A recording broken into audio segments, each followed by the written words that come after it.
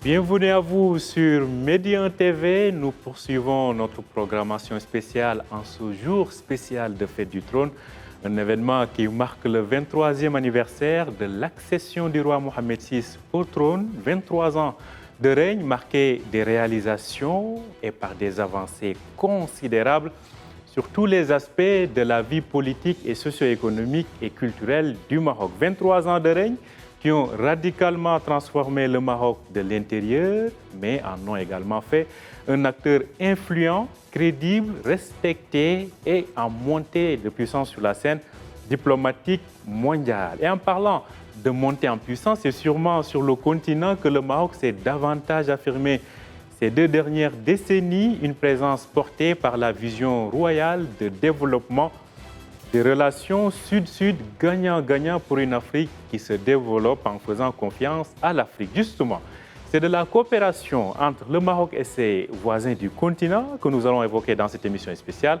Une émission dans laquelle j'ai le plaisir de recevoir Hassan Nassiri, ambassadeur du Maroc au Sénégal, en Gambie, mais aussi au Cap-Vert. Hassan Nassiri qui est en direct avec nous depuis Dakar. Bonjour à vous, Excellence. Bonjour, cher frère. À mes côtés, j'ai également le plaisir de recevoir Hosni Mohamed Abdou. Il est ministre conseiller à l'ambassade de l'Union des Comores au Maroc. Hosni Mohamed Abdou est aussi un lauréat de l'enseignement supérieur au Maroc où il a été formé. Bienvenue à vous. Merci beaucoup. Merci d'avoir accepté notre invitation. Alors, je suis donc entouré aujourd'hui de diplomates et justement, c'est pour faire le point sur l'évolution de la coopération entre le Maroc et ses voisins du continent. Je vais commencer par Hassan Nassiri, vous qui êtes à Dakar et comme je l'ai dit, vous chapeautez des pays voisins donc, du Sénégal comme le Cap-Vert et la Gambie. Si on avait aujourd'hui à qualifier l'évolution des relations entre le Maroc et ses voisins du continent, qu'alliez-vous nous dire, Excellence? Comme vous le disiez, cher frère Tonto, c'est une évolution spectaculaire donc, qui a marqué particulièrement le règne de Sa Majesté le roi Mohammed VI, donc depuis 23 ans déjà. Et cette approche royale, cette nouvelle doctrine royale a permis à plus d'un titre de faire évoluer ces relations dans toutes leurs dimensions. C'est des relations entre les institutions, des relations décentralisées, des relations d'hommes d'affaires, des relations des peuples, des étudiants, de la société civile. Donc, c'est vraiment une révolution royale, donc introduite avec méthode, avec efficacité, et durant ces 23 ans. Donc, comme vous le dites, c'est une révolution qui a été donc introduite avec méthode et efficacité. Alors, du côté aussi des voisins du continent, on observe l'évolution de ces relations sur tous les plans. Et à ce propos, un diplomate quand même assez particulier parce qu'il a fait ses études ici au Maroc et il est revenu aujourd'hui en tant que ministre conseiller donc à l'ambassade de son pays, l'Union des Comores. Alors, Hosni Mohamed Abdou, Excellence parlait d'une révolution. Comment qualifierez-vous l'évolution donc de ces relations entre le Maroc et ce continent? C'est une évolution qui est, je rejoins les mots de son Excellence l'ambassadeur pour qualifier ce développement de révolutionnaire. En tout cas, moi, j'apprécie. Vous venez de le dire, j'ai eu l'occasion d'abord de vivre le changement et le développement du pays de l'intérieur parce que j'étais étudiant au Maroc de 2004 à 2013, donc, avant de rentrer au pays et de revenir depuis l'année dernière pour constater encore une fois l'évolution. J'étais pas si paresseux que cela, donc je suivais aussi l'évolution des relations à l'international. Et donc, effectivement, on se rend bien compte aujourd'hui, après 23 ans, parce que le temps est lent quand on est aux affaires et quand on parle de gouvernance, le temps est très lent. Et après 23 ans, on voit très bien qu'il y a eu une espèce de cap, de vision. Et c'est ça qui fait aujourd'hui que le Maroc a les résultats qu'il a. Parce que derrière, il y a eu une stratégie, une réflexion qui a été faite avec des objectifs bien précis. Avec le retour du royaume au sein de l'unité africaine, on a vu s'étaler un certain nombre de programmes et d'actions qui démontrent bien que le Maroc, bien qu'il n'était pas dans l'Union africaine pendant de longues années, se préparait justement pour que justement il revienne. Et nous saluons, nous apprécions, nous sommes fiers de voir l'un des pays du continent prendre les devants, prendre le lead au niveau continental et au niveau mondial. C'est pour cela que nous continuerons, en ce qui nous concerne, au niveau des Comores, à soutenir cette dynamique et à faire en sorte à ce que nous puissions contribuer aussi dans ce rapprochement entre les peuples de l'Afrique. En tout cas, une génération de jeunes diplomates que vous incarnez et qui en disent long aujourd'hui sur cette vision à long terme du Maroc dans le cadre de la coopération sud-sud qui se confirme, qui s'est confirmée aussi par le retour à l'Union africaine. Justement, Hassan Nassiri, vous avez suivi ça, je pense à l'époque vous étiez au Mali. Aujourd'hui, comment sent-on aujourd'hui les fruits du retour du Maroc à l'Union africaine? Vous savez, je crois que le plus important, c'est de retenir qu'avant le retour du Maroc, le retour à sa famille institutionnelle, les relations bilatérales étaient excellentes et le sont encore, et aussi grâce au retour à la famille institutionnelle. Donc le Maroc, en réalité, n'a jamais abandonné ses frères africains. Et le Maroc a intensifié en particulier depuis 1999-2000, depuis l'avènement de Sa Majesté le roi Mohammed VI, que Dieu l'assiste, il a intensifié ses relations bilatérales dans les 4 directions de l'Afrique. Maintenant, avec le retour, c'est vrai qu'une autre page s'est ouverte et que à la coopération bilatérale s'est ajoutée la coopération multilatérale dans le cadre de l'Afrique. Et là, les frères africains ont découvert le potentiel énorme de notre pays, son expérience dans tous les domaines, et aussi, surtout, sa pleine disponibilité à les accompagner. Donc, je vous rappelle le rôle du Maroc sur des dossiers importants et cruciaux de l'Afrique, sur la question de la migration. Sa Majesté le roi assure donc le leadership en la matière, au nom de toute l'Afrique. Et aussi en matière de terrorisme, le rôle important que joue le Maroc en la matière, que ce soit sur l'échiquier africain ou à l'échelon mondial, dans le cadre donc de la coopération de l'Afrique avec le reste du monde.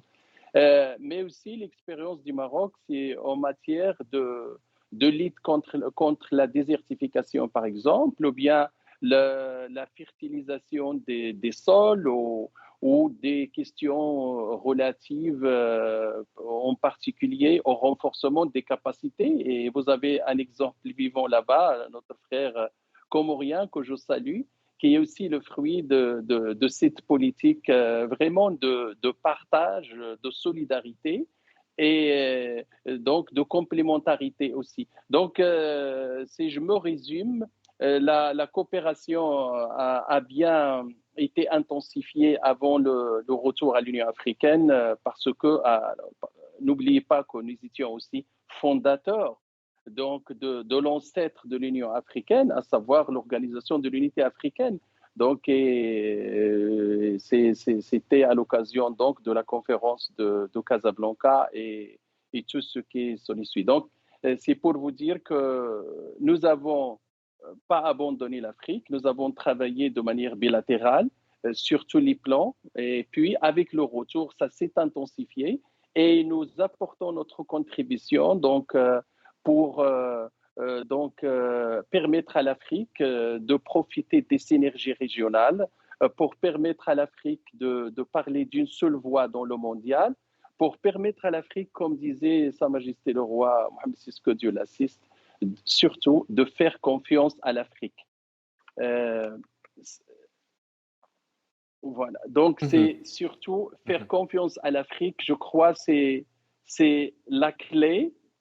C'est la clé donc de l'avenir de l'Afrique, parce que l'Afrique dispose de potentiel, dispose de capacités énormes, et il faut aimer l'Afrique, croire en ses potentialités et aussi favoriser la proximité et je dirais la complicité avec l'Afrique, comme Sa Majesté le roi Kodulassiste l'a fait montrer en se déplaçant des dizaines de fois en Afrique, plus de 40 fois, et puis en apportant sa contribution humaine et humanitaire donc à toutes les souffrances de nos continents, y compris pendant la crise de Covid. Vous vous rappelez au début, quand le souverainisme est revenu sur la scène internationale et comment Sa Majesté le Roi donc n'a pas hésité, n'a pas omis donc de faire des gestes généreux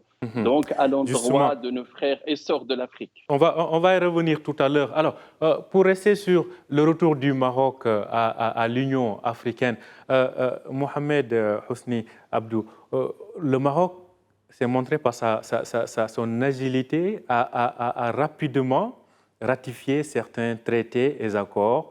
Je fais référence notamment à l'accord de la Zeleka, ce qui est de nature aujourd'hui à accélérer le développement de ces relations. Aujourd'hui, comment voyez-vous ces axes de coopération sur lesquels on peut davantage développer cette relation-là? En fait, c'est une très bonne chose. Et je disais tout à l'heure qu'en ce qui nous concerne, en tout cas, vous parliez que c'était une jeune génération de diplomates, nous apprécions la vision, le style et surtout les résultats. Il ne s'agit point de continuer à renforcer des relations d'amitié, de convention, comme on a l'habitude de le dire classique, nous sommes frères, nous sommes amis. Ça, c'est bon, mais ce qui est encore très bon, c'est lorsque nous allons faire en sorte à ce que le secteur privé, les échanges commerciaux, les échanges économiques vont bon train, qui nous permettrait d'améliorer ce commerce intra-africain. C'est cela qui est le véritable enjeu, et le Maroc s'y est préparé, et c'est de cette manière-là que nous allons faire en sorte à ce que le continent africain puisse se nourrir lui-même, puisse exploiter ses ressources lorsque nous allons nous mettre ensemble, parce que ce que les Marocains savent faire, les Comoriens ne savent pas le faire, mais ce que les Comoriens savent le faire, les Marocains ne le savent pas. Donc c'est en étant ensemble que nous allons pouvoir exploiter tout ça. Donc en parlant de renforcer ces relations, justement, c'est de voir comment nous allons améliorer ces échanges commerciaux. Aujourd'hui, on parle, les prévisions de la Banque mondiale envisagent d'ici 2030 une affaire de 150 milliards de dollars de besoins en termes agroalimentaires pour l'Afrique. Donc il y a matière à améliorer nos échanges. Aujourd'hui, le commerce intra-africain ne dépasse pas l'ordre de 7 à 8%. Lorsque vous regardez les chiffres avant la Covid de 2019, bien que le Maroc, justement, cette dynamique de ces 23 dernières années a augmenté, il y a eu une poussée d'à peu près 6,5 points par rapport à son commerce avec l'Afrique. On est passé de 9,5 à 39,5, c'est-à-dire vers 2019, on était à 21,6 milliards de dirhams. C'est quelque chose d'assez important, mais c'est encore des chiffres qui restent en deçà des espérances, en tout cas de l'ambition affichée de faire des échanges africains entre pays africains les principaux. Aujourd'hui, l'habitude, comme on le sait, est une seconde nature. Nous achetons et nous vendons au nord. Donc il faut inverser un peu cette vapeur. C'est cela qui nous permettrait véritablement de développer nos continents et de nous mettre à l'abri d'une certaine crise au niveau mondial qui, aujourd'hui, hélas, nous touche en plein fouet. Mais lorsque nous regardons nos ressources, nos potentiels, on ne devrait pas en souffrir tellement. Donc nous saluons ce leadership, cette dynamique, mais en même temps, nous espérons aussi que ce ne sera pas une dynamique uniquement... c'est vrai, le Maroc est au nord du continent, c'est une locomotive, il faut une tête de train, mais il faut aussi que tous les wagons soient liés. Il ne faut pas qu'au milieu de ce train, si je caricature un peu le continent africain d'un train qui roule, il faut que la tête de train soit connectée au premier wagon jusqu'au dernier. Il faut que tous ces wagons soient sur la même dynamique. C'est pour cela que mon pays, l'Union de Comores, et avec le leadership de son Excellence le Président Azali Assoumani, l'idée c'est de renforcer la coopération avec l'Afrique, de renforcer la coopération avec nos pays voisins, mais surtout, et vous le savez, ce n'est un secret pour personne, les relations entre les Comores et le Maroc sont des relations ancestrales, c'est de la fraternité. Certes, nous sommes les pays les plus éloignés géographiquement, mais on a tendance à le dire, et je le répète ici, le Maroc est le plus éloigné géographiquement des Comores, mais il est le plus proche de nos cœurs. Donc nous voudrons que cette proximité de cœur soit aussi traduite par la proximité des relations, surtout économiques, et c'est cela le véritable enjeu, j'allais dire, des 20 prochaines années. Justement, restons sur ces relations économiques. Vous avez évoqué ces secteurs sur lesquels il faut appuyer. Si on avait aujourd'hui aussi à constater les fruits de ces échanges économiques, de ces relations économiques qui sont montées en puissance, c'est encore en deçà du potentiel, mais qui sont montées en puissance. Aujourd'hui, dans quel secteur peut-on observer aujourd'hui l'expression de la réussite de ces ou de l'émergence de ces relations économiques? D'abord, je pense que mon grand frère, l'ambassadeur, ne va pas me contredire. Vous voyez bien que depuis l'arrivée au trône de Sa Majesté le roi Mohamed VI, que Dieu l'assiste, la coopération sud-sud a été un axe très important. Les discours, les déplacements, les tournées africaines sont là pour le prouver. Et il y a peu de chefs d'État, en tout cas il est le seul roi que je connaisse, qui en tout cas ait fait tant de visites et de déplacements à caractère africain. Il y a des déplacements bilatéraux, mais des déplacements à tournée. Sa Majesté le roi, il faut le reconnaître, et à César ce qui est à César, est quand même un leader et qu'il a prouvé son amour envers le continent. Donc, qu'est-ce que nous avons plus remarqué? Cette vision de coopération sud-sud a été alimentée derrière. Il y a eu toute une stratagème pour faire en sorte que des champions marocains puissent aller à la conquête de l'Afrique. Dans le secteur agroalimentaire, dans le secteur de la banque, aujourd'hui plusieurs banques sont en Afrique. Et bientôt, je l'espère, il y a une banque marocaine qui sera aux Comores et des entreprises marocaines viendront aux Comores, pour ne parler que de mon pays, mais en Afrique de l'Ouest. Mais les Marocains sont présents. En Afrique centrale, depuis les dernières tournées de Sa Majesté dans cette région, les choses sont en train de se débloquer et nous ne pouvons qu'encourager, soutenir cela. Je pense que nous devons continuer à échanger et à améliorer les choses de cette manière-là. Mais si vous voulez d'autres éléments qui le prouvent, c'est regarder la formation. Aujourd'hui, cette stratégie de coopération académique a permis à plusieurs pays subsahariens de former de hauts cadres au Maroc. Je ne citerai pas le cas des Comores parce que je ne suis pas le seul lauréat. Vous m'avez introduit tout à l'heure en disant que j'étais lauréat. Je ne suis pas le seul. Le chef de l'État comorien est lauréat du Maroc. Lui-même. Et un tiers des ministres du gouvernement actuel sont lauréats du Maroc. Pour vous dire que beaucoup de pays subsahariens, au lieu d'aller en Europe, aux États-Unis ou en Asie, viennent aujourd'hui se former en Afrique, au Maroc, et nous sommes fiers. Et je pense que cette coopération académique doit aussi continuer à nous permettre à renforcer, parce que lorsque vous venez dans un pays, et c'est mon cas, vous faites vos études, mais vous liez des relations, c'est très important. Aujourd'hui, le Maroc est pour moi ma deuxième patrie. Et je suis fier que ce soit un pays africain, un pays frère. Je serai toujours attaché à cette terre. C'est des mots touchants que vous venez en tout cas d'évoquer. Alors, dans ce cadre d'ailleurs, les missions B2B des différents secteurs marocains se multiplient sur le continent, comme on a eu l'occasion d'en parler à plusieurs reprises sur Médine. Alors, je retourne à Dakar, retrouver Hassan Nasseri. Vous avez, comme je le disais tout à l'heure, avant de venir à Dakar, vous avez longuement été au Mali et on voit aujourd'hui la complexité de la situation sécuritaire, mais aussi des fois en termes d'instabilité politique sur place. Et le Maroc, quand même, apparaît comme un acteur crédible et écouté. Selon vous, qu'est-ce qui a fait comme aujourd'hui le Maroc? Je me rappelle, le ministre malien des Affaires étrangères était au Maroc et il a qualifié l'approche et la vision du Maroc comme l'une des plus réalistes dans la sous-région. Selon vous, qu'est-ce qui fonde cette crédibilité? Je suis au Sénégal maintenant, bien sûr, n'est-ce pas? Mais voilà, donc vous m'invitez encore au Mali. Où on vous apprécie énormément voilà. Au passage. Oui, nous sommes tous des frères. Mais je voulais vous dire tout simplement que le ministre malien des Affaires étrangères, je me rappelle même de son passage aussi sur Média 1 TV, donc avait à l'époque dit que c'est une lecture réaliste, la position du Maroc. Et je crois que c'est le point fort, un des points forts de notre position sur la question malienne comme sur d'autres. C'est cette vue réaliste qui repose sur un principe ou deux principes, celui d'abord du respect de l'autre et ensuite celui de non-émission dans les affaires intérieures des États.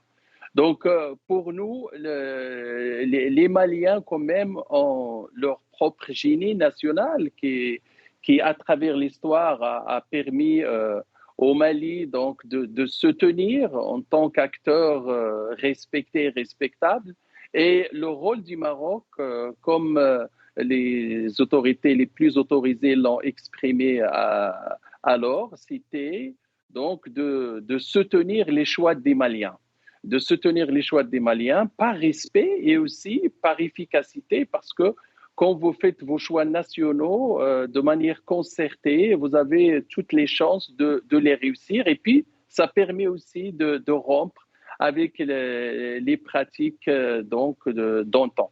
Donc, le Maroc tient cette position stratégique, réaliste à travers l'Afrique, sur tous les dossiers qui regardent l'Afrique.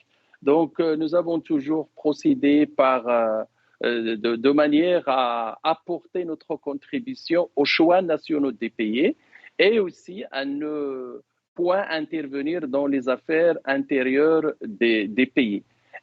Quand le Maroc, même depuis l'indépendance, a agi en Afrique, c'était toujours à la demande des gouvernements légitimes. Et c'est ça qui a permis au Maroc de concrétiser ses engagements politico-militaires à l'époque, voilà, pour soutenir à l'époque les mouvements nationaux, pour soutenir les gouvernements légitimes.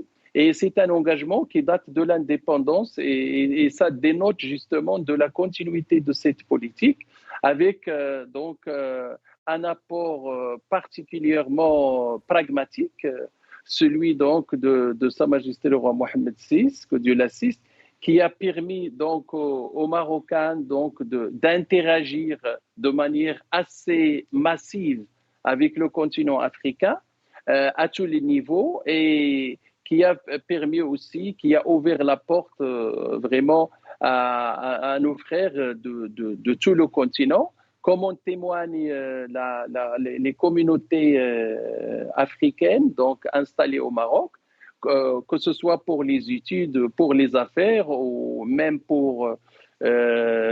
parfois pour le travail. Il y a même maintenant des investissements des frères africains qui commencent à voir le jour au Maroc.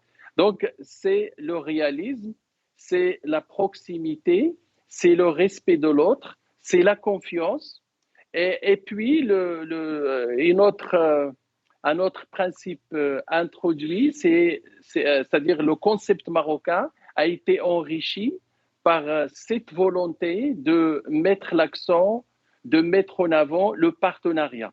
Notre frère parlait tout à l'heure du commerce. C'est vrai que les chiffres sont en deçà des attentes pour des raisons que nous connaissons, des raisons d'ordre structurel, donc les problèmes de connectivité, les problèmes de logistique, de transport, les entraves administratives et non administratives.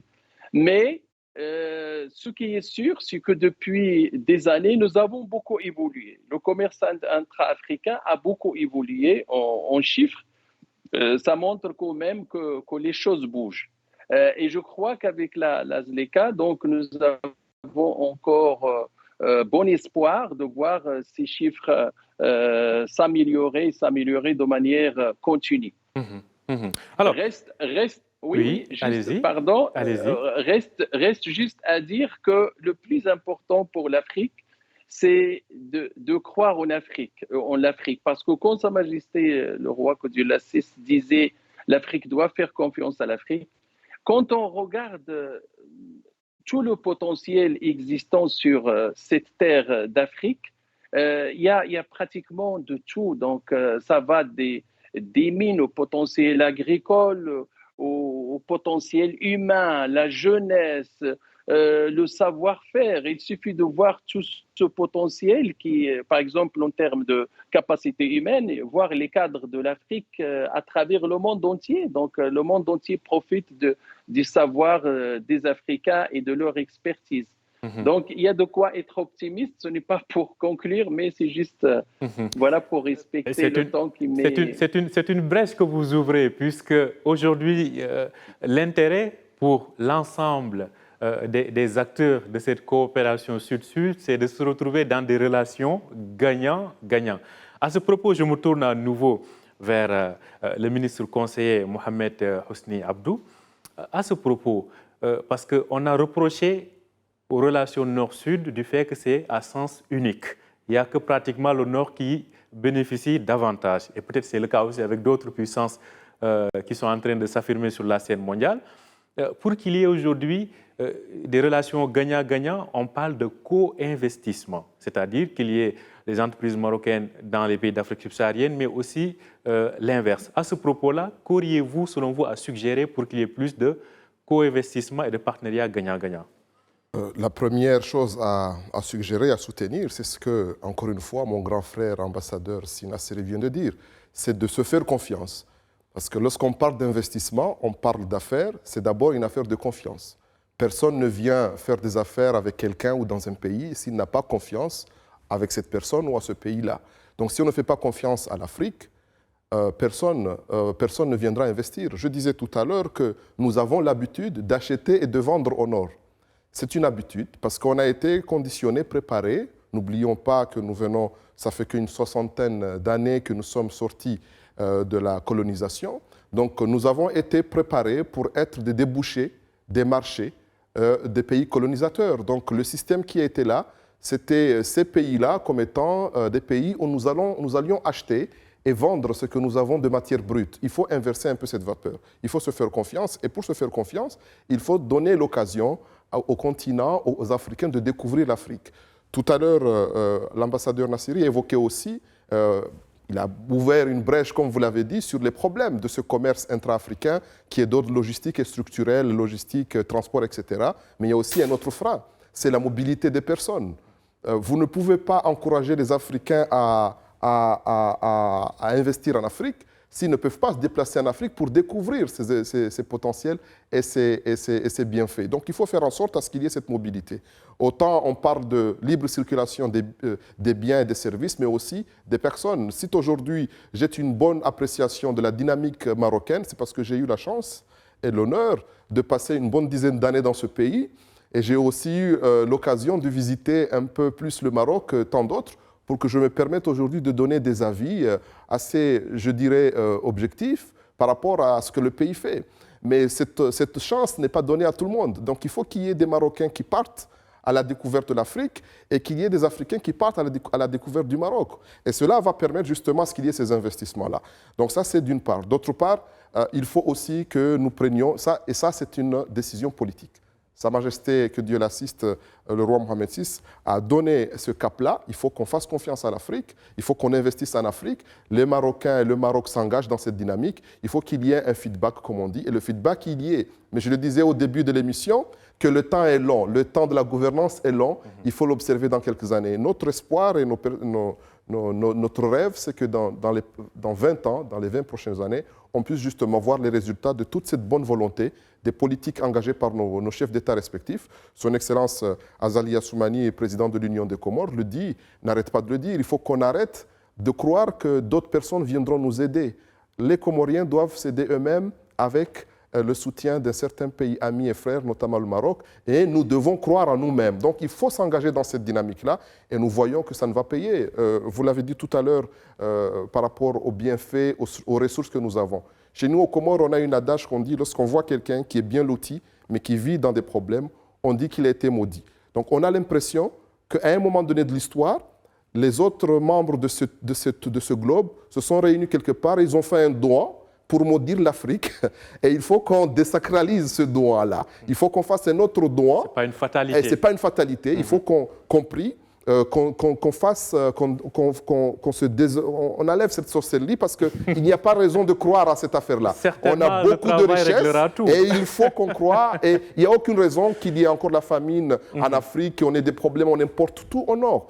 Ce n'est pas qu'il ne faut pas importer ni commercer, loin de là. Il faut continuer à travailler avec nos partenaires du Nord, d'Asie, de l'Occident, de l'Europe et des États-Unis. Mais il n'y a point raison de continuer à commercer de la même manière. Donc, il faut changer un peu le dogme pour permettre à nos pays de se développer davantage. Alors ce n'est absolument pas une malédiction. Certainement, si on prend le chemin qu'ils ont emprunté, on pourra arriver aux résultats qu'ils ont eu à réaliser, voire plus. Alors, je reste avec vous pour une question qui reste d'ailleurs dans ce que vous veniez de dire. Aujourd'hui, quels sont, selon vous, les freins qu'il faut contourner pour davantage dynamiser, mais aussi rentabiliser davantage ces relations dans les deux sens? Je pense que ça a été soutenu. C'est d'abord, nous avons des gros problèmes structurels en termes logistiques. Nos pays ne sont pas connectés. Aujourd'hui, il est plus facile de partir en Europe à partir d'Afrique que d'aller en Afrique. Lorsque vous voulez aller en Europe, c'est plus simple que d'aller en Afrique. Moi, je suis parti aux Comores il y a quelques semaines. Il a fallu que j'aille en Europe avant de repartir en Afrique. C'est moins cher, c'est plus long, mais c'est moins cher. Lorsque vous êtes au Maroc et que vous voulez aller aux Comores ou que vous voulez aller dans n'importe quel pays africain, c'est un périple, c'est un pèlerinage. Il faut commencer à faire en sorte à ce que cette connectivité soit une réalité. Il faut que l'Africain qui est à Dar es Salaam, qui est au Cap, qui est à Djibouti, qui est à Moroni, qui est à Tananarive, puisse arriver au Maroc, l'extrême nord de l'Afrique, sans difficulté. Et ça, c'est un. De deux, il faut continuer avec la dynamique politique à encourager les investissements, le commerce intra-africain. Sans cela, nous n'allons pas, parce que je disais tout à l'heure, l'habitude est une seconde nature. Lorsque vous vous réveillez le matin, que vous aviez l'habitude d'emprunter un chemin, demain, vous vous réveillerez avec ce même réflexe, indépendamment du désir de vouloir changer. Et il ne faut pas croire, nous sommes des pays, chacun défend ses intérêts, on ne peut pas en vouloir à nos partenaires de l'Occident, d'Europe, des États-Unis, d'Asie, de continuer à vouloir commercer avec nous. Ils défendent leurs intérêts, c'est bien. Il faut que nous-mêmes, nous continuions aussi à réorienter un peu nos choix. Et je suis d'avis que nous devons continuer politiquement à soutenir cela, à soutenir nos artisans, nos commerçants, nos travailleurs. C'est cela qui va réellement permettre à ce qu'on se développe. Parce que les problèmes structurels, ils sont connus. Le problème lié aux barrières tarifaires et non tarifaires sont connus. Le problème lié aux investissements qui doivent se faire sur les infrastructures pour connecter sont connus. Mais aujourd'hui, il faut que le politique suive par rapport à tout ça. Les universitaires auront bon écrit, aura beau de chercheurs qui produiront des articles pour expliquer le problème. Mais si derrière, ce leadership que Sa Majesté le roi Mohamed VI, que Dieu l'assiste, le porte bien, si ce leadership n'est pas soutenu, n'est pas alimenté, je ne pense pas que cela sera possible. Ça me rappelle le fameux adage qui dit « Tout seul, je vais plus vite, mais ensemble, je vais plus loin ». Effectivement. Je pense que Hassan Nassiri, qui est à Dakar, c'est de quoi je parle. Alors, justement, Hassan Nassiri, vous êtes dans la région ouest africaine. Aujourd'hui, le Maroc est premier investisseur dans la région. On a vu aussi qu'en dehors de l'aspect économique, il y a cette envie de redynamiser certaines institutions qui comptent beaucoup de pays de la région. Je pense à la CENSAD, dont le Maroc a récemment abrité une réunion ministérielle. Justement, comment ce type d'organisation peut aujourd'hui contribuer à davantage dynamiser ces relations-là? Je voudrais faire le lien avec ce dont mon frère a parlé tout à l'heure et dire que c'est vrai que nous avons des défis à relever à l'échelon régional et africain en général, mais quand même, nous devons, je pense, reconnaître le travail abattu jusqu'à présent. Je crois que l'Afrique de 2022 n'a rien à voir avec l'Afrique des années 60, peut-être même avec les années 80. Donc, nous sommes dans une dynamique, l'Afrique est dans une dynamique avec ses problèmes, ses contraintes, ses moyens limités, avec ses ambitions tout à fait légitimes. Mais le plus important, c'est qu'il y a une vision d'abord continentale, bien que ça soit inspiré de l'agenda des Nations Unies, nous savons les ODD, nous savons que l'Afrique a adopté l'agenda 2063 et cet agenda il a des déclinaisons nationales partout. C'est très important. Je crois que la suite maintenant, c'est peut-être de revoir de temps en temps les priorités. Et parmi les priorités, je pense à la chaîne de valeur africaine. Nous avons besoin vraiment d'une révision de telle sorte, c'est un avis personnel, qu'on puisse intégrer le local, le régional, le national et l'international. Je vous donne un exemple, par exemple, entre le Maroc et c'est là où je vais aborder l'Afrique de l'Ouest.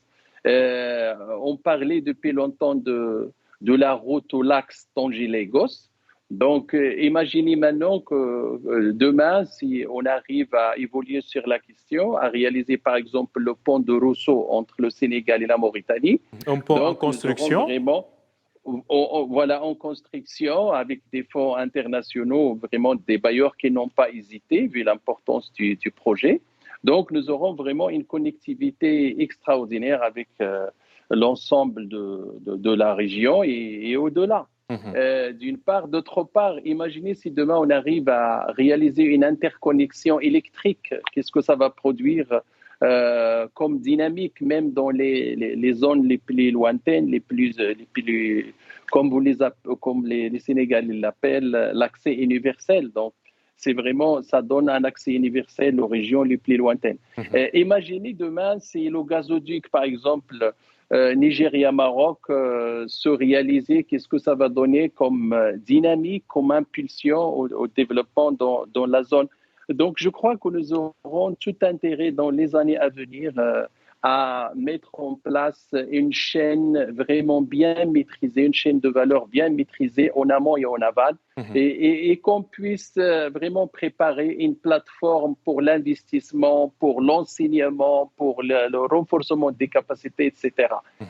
Ici, dans la zone de l'Afrique de l'Ouest, la dynamique économique et sociale est évidente. Ici, là où je suis au Sénégal, par exemple, il y a le plan le Sénégal émergent, donc le plan de Sénégal émergent, donc qui a permis quand même d'impulser une dynamique extraordinaire aux grandes infrastructures dans ce pays. Donc partout il y a des chantiers, partout il y a des ponts qui se construisent, les routes et tout ça. Donc c'est pas impossible. Jusqu'aujourd'hui, le Sénégal ne dispose pas de moyens extraordinaires. Il va s'ouvrir sur l'ère du pétrole et du gaz, Inch'Allah, en 2023-2024. Mais à partir du moment où on a une vision claire, et c'est le cas du Maroc, ce qui nous a facilité la tâche depuis 99-2000, c'est la vision claire de Sa Majesté pour les différents aspects des politiques publiques et aussi des attentes, n'est-ce pas, et des défis à relever. Dans cette zone, le Maroc a beaucoup investi, mais le Maroc a investi surtout en partenariat. Nous ne sommes pas dans la logique vieillotte de commerce, de biens, non, ça, c'est la conséquence peut-être demain, et ça, c'est laissé aux hommes d'affaires parce que il y a les avantages comparatifs, il y a les calculs que se font les uns et les autres. Le commerce ne représente pas, à mon avis, grand-chose. De toute façon, les chiffres le disent. On est à peu près, avec le Sénégal, si je prends le Sénégal comme exemple, on est à moins de 300 millions de dollars par an, sans tenir compte de l'informel. Mais ce n'est pas vraiment des chiffres excessivement élevés. Donc, on est vraiment loin de... Mais ce qui est important, c'est ce que nous faisons en matière de partenariat dans un cadre mutuellement bénéfique. Donc, c'est des sociétés de droit sénégalais, donc avec des capitaux du côté marocain et du côté sénégalais, donc qui permettent vraiment de donner d'apporter un soutien extraordinaire donc à l'économie, parce qu'on prend les banques, donc les crédits à l'économie que ça produit. Et aussi, en termes d'emploi et de formation, on peut prendre, par exemple, les milliers de Sénégalais qui travaillent dans l'offshoring, les centres d'appel qui sont ici de sociétés marocaines qui sont au Sénégal. C'est des milliers d'emplois, avec aussi un millier à peu près qui travaillent au Maroc, des Sénégalais qui travaillent au Maroc, dans les mêmes centres d'appel, dans les mêmes sociétés marocaines. Et puis, on dira de même des BTP, des cabinets conseils, des différentes autres structures qui sont au Sénégal. Donc, nous sommes dans une logique, c'est ça, pardon, je m'excuse, je terminerai là-dessus. Allez-y.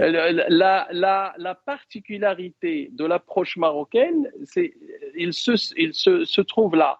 C'est-à-dire nous avons une offre générale, mais une offre globale, mais le plus important, c'est que nous faisons avec les fils et les filles du pays.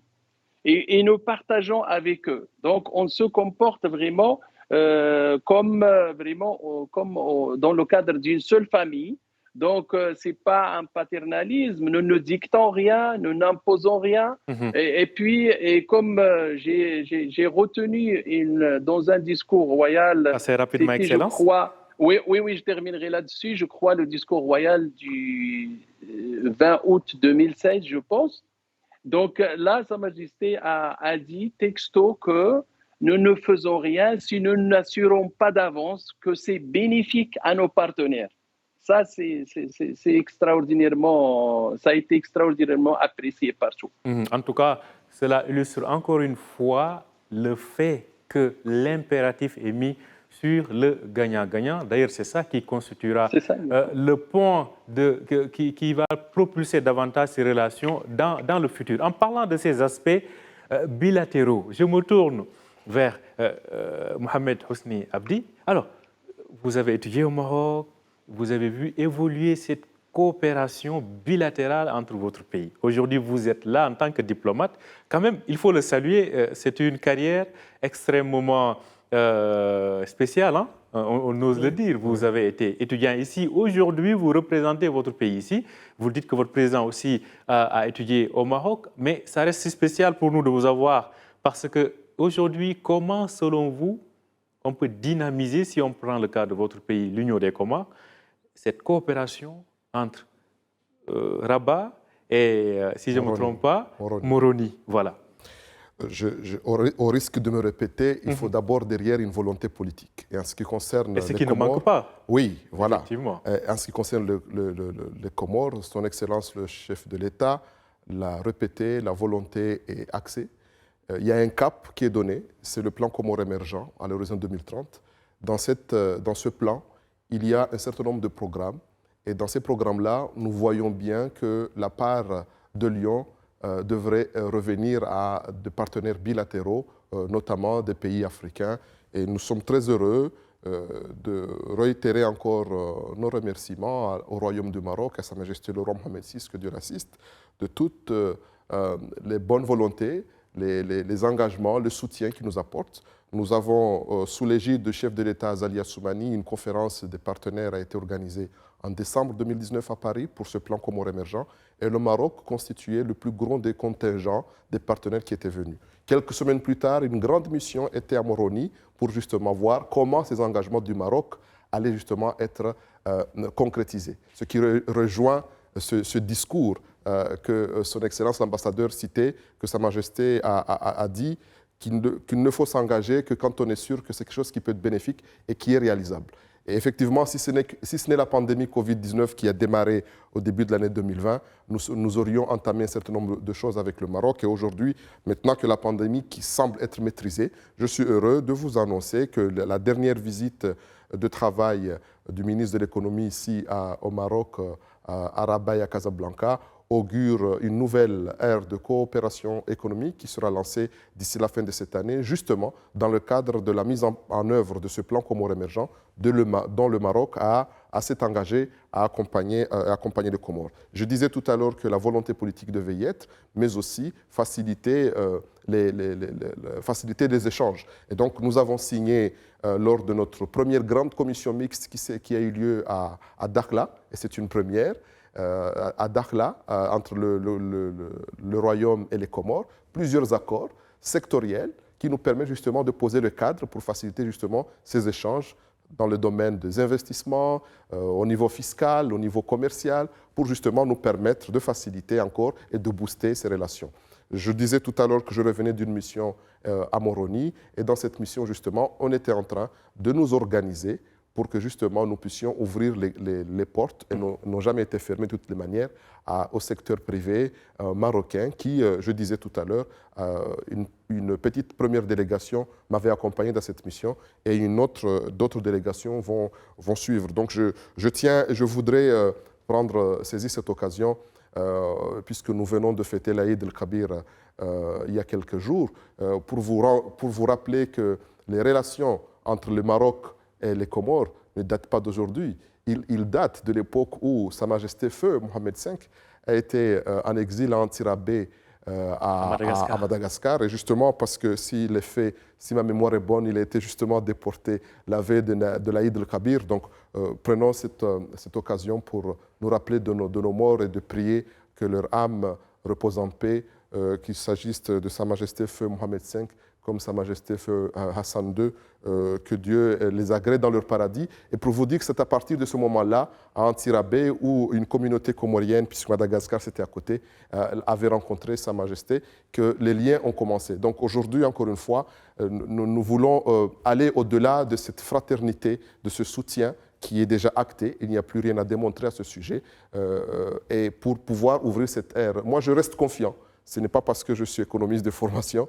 Je suis confiant qu'à travers l'économie, à travers le commerce, j'allais dire, les choses pourraient faciliter le développement des relations. Parce que comme on le dit, même en amour, lorsque vous avez un mariage, la meilleure façon de faire perdurer ce mariage, c'est des enfants. Parce que c'est le fruit de ce mariage-là.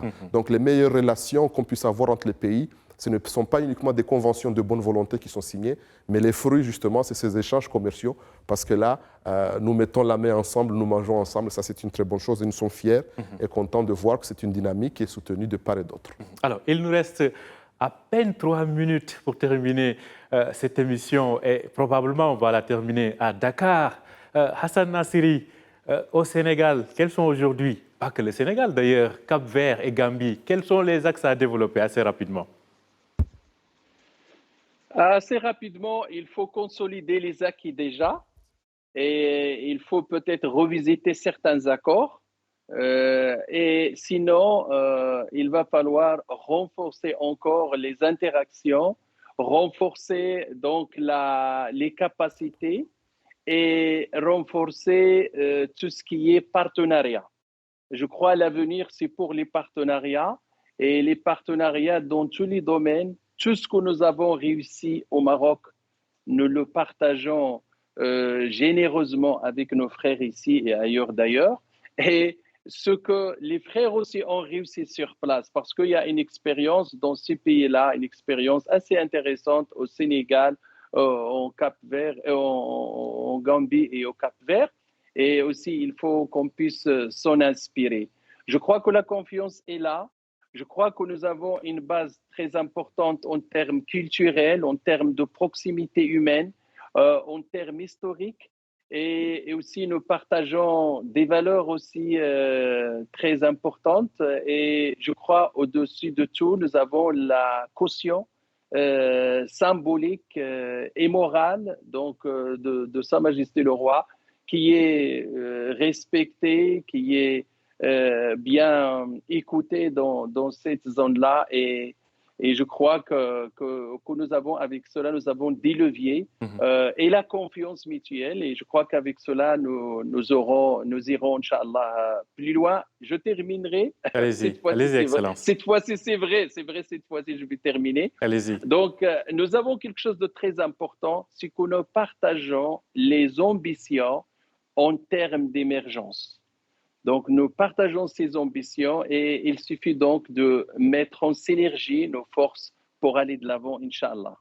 Des synergies en force pour aller de l'avant. Alors, je voulais conclure à Dakar, mais je sens que Moroni tient vraiment à passer un dernier message pour encourager davantage ces relations. Alors, quel est ce dernier message? Ce dernier message, c'est que vous nous avez invités aujourd'hui pour ce plateau dans le cadre de la Fête du Trône, c'est de joindre nos prières à tous les Comoriens et tous les Africains du monde pour souhaiter une très bonne fête du trône à Sa Majesté le Roi Mohamed VI, que Dieu l'assiste, que Dieu l'assiste, que Dieu continue de lui prêter longue vie, santé pour nous permettre de continuer avec lui dans cette dynamique de coopération sud-sud. Et encore une fois, renouveler toute la sympathie et la fierté du peuple comorien que nous avons l'honneur de représenter ici, à continuer à collaborer avec le Maroc. Et encore une fois, bonne fête du trône. Encore une fois, vous rassurer que ce n'est pas uniquement parce que nous sommes des diplomates que nous sommes des bons ambassadeurs du royaume dans nos pays, mais parce que nous avons aussi fait nos études ici. Et je peux vous assurer que tout Africain qui passe au Maroc et il vit au Maroc quelque temps, il finit par devenir un ambassadeur du Maroc. Nous sommes nombreux et n'ayez pas peur, comme on dit, ayez confiance à l'Afrique. Venez en Afrique parce que des Africains viendront au Maroc. Et je vous remercie encore une fois de votre invitation. Et le Maroc et l'Afrique ne font pas deux entités, mais une seule, parce que le Maroc fait partie de l'Afrique. On se rappelle bien évidemment de ce que disait Feu, le roi Hassan II, donc, qui disait à l'époque, le Maroc est un arbre dont les racines sont en Afrique, justement. Merci à vous de nous avoir suivis. Je rappelle que c'était une émission spéciale à l'occasion de la Fête du Trône, une émission spéciale dans laquelle nous avons eu le plaisir de recevoir Hassan Nassiri, ambassadeur du Maroc au Sénégal, en Gambie, mais aussi en Cap-Vert, au Cap-Vert, autant pour moi. Hassan Nassiri, merci d'avoir accepté notre invitation. C'est moi. Et nous avons eu aussi le plaisir de recevoir ici sur ce plateau, donc Hosni Mohamed Abdou, il est ministre conseiller à l'ambassade de l'Union des Comores, ici, donc à Rabat, mais il est aussi un lauréat de l'enseignement supérieur du Maroc. Excellence, merci d'avoir accepté notre invitation. Merci beaucoup de m'avoir invité. Merci à vous aussi de nous avoir suivis encore une fois. Je vous souhaite une très belle fête du trône et au plaisir de vous retrouver sur Média. Bonne suite de programme sur Média TV.